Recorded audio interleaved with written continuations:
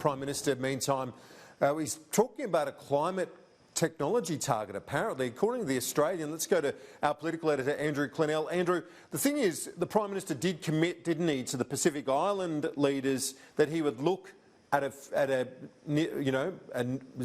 net zero emissions target by 2050. Is that something he's looking at?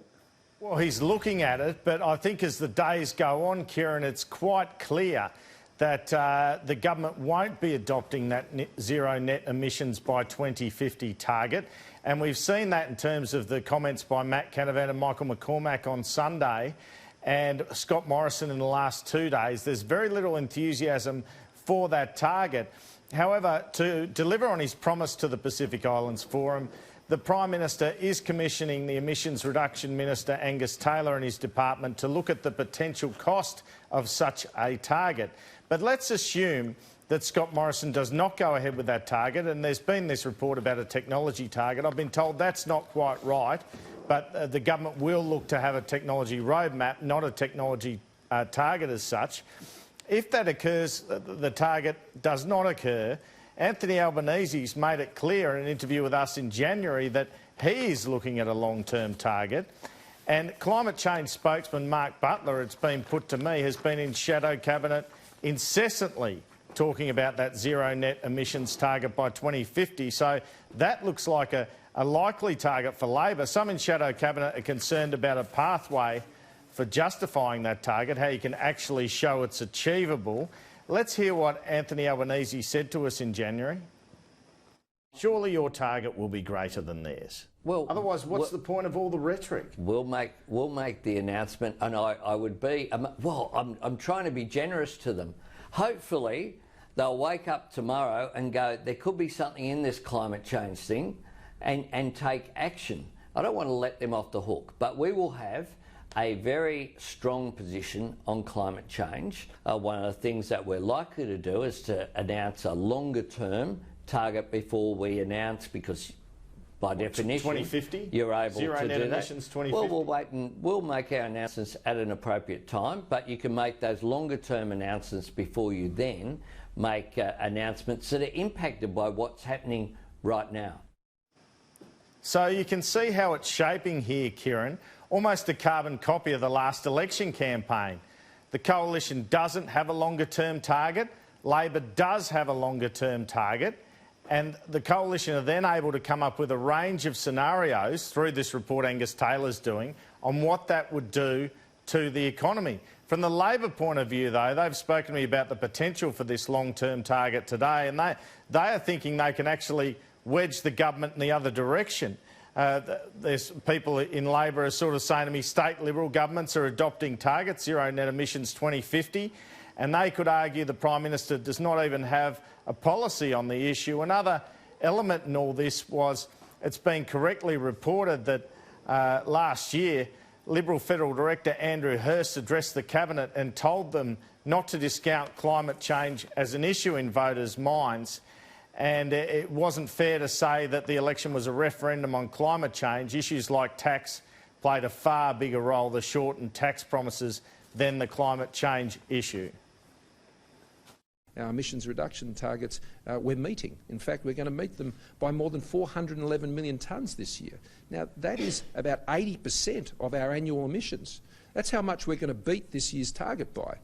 So, you know, when you look at the facts, what you can see is Australia's leading the world on renewable technologies. And that was the Prime Minister yesterday talking about how we're not just meeting but very much beating our targets. But let's have a look at how he gets that 411 million tonne figure if we can. That is based on the carryover credits. So there are around 283 million tonnes that Australia is ahead, not 411. The rest is from the carryover credits using past performance in order to justify the current situation in terms of meeting our targets. The same is to be said for the 2030 target. We're to reduce emissions by 26% from 2005 levels. So to achieve Australia's 2030 target of 26 to 28%, emissions reductions of 395 to 462 CO2, megatonnes of CO2 are required, but the carryover credits give us a substantial proportion of that, and that's how we get there. So probably needs to explain the whole scenario here, the Prime Minister, that it's not just reducing emissions that's getting there, it's past performance, and Australia's lobbying for the carryover credits to be counted, including in Madrid last year. Let's look at what the PM said about this zero net emissions target and how he's poured cold water on it today and yesterday. Anything we sign up to will be signed up to if we were to go down that path, having thoroughly looked at what is the impact on jobs, what is the impact on electricity prices, what is the impact on rural and regional Australia. And currently, no one can tell me that going down that path won't cost jobs, won't put up your electricity prices and won't impact negatively on jobs and the economies of rural and regional Australia. Andrew, as I mentioned earlier to our viewers, I'll be speaking to the Health Minister Greg Hunt a bit later. On the coronavirus issue, basically the numbers we've seen out of China, because there still are Chinese Australians, citizens and permanent residents who've been arriving here. I want to get your thoughts on that in a moment, but first let's just recap what the ambassador told me yesterday as to the official Chinese view when it comes to the travel ban. We are deeply disappointed over the restrictive measures that have been taken, because as I see it, they are out of proportion. Well, the case in China, the situation in China is totally different from here. I mean, the focus, of course, is in Wuhan and Hubei. I mean, that's the epicenter. So we need to take extra measures, to stop the spread of the disease. And while here, the situation is totally different. And as you said, is inconsistent with the professional, recommendations of WHO. So, Andrew, the ambassador not happy with the ban that is on Chinese tourists and students, but you've got some analysis, some numbers in terms of Chinese Australians who've been returning home. What do you know?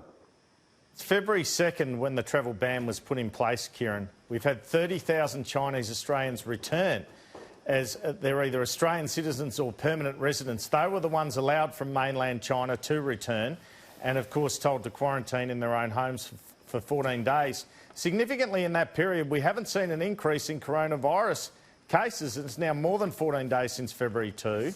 And so there are 15 cases still in Australia of coronavirus. So you can see from there some impetus to lift the travel ban on mainland China. The argument is the cases are decreasing in China, that the concentration is around Wuhan and Hubei province, that the Chinese authorities themselves are quarantining that area, and as a result the disease has not spread anywhere near the manner it could have. And we can see, I believe the government's looking into the validity of those figures and comparisons with the spread of it overseas as they do these weekly reviews, not fortnightly now, of the travel ban. Obviously significant implications for our economy of Chinese students and Chinese tourists not coming here. It's really, the suggestion to me now is, rather than a ban of 4 to 6 months, we could be looking at more like a few weeks until the travel in and out of China can resume. And that would have a very positive effect on the Australian economy. Obviously, they're looking at the safety implications pretty closely and the advice of the Chief Medical Officer, but more optimism in government ranks that the ban could end not so far into the future.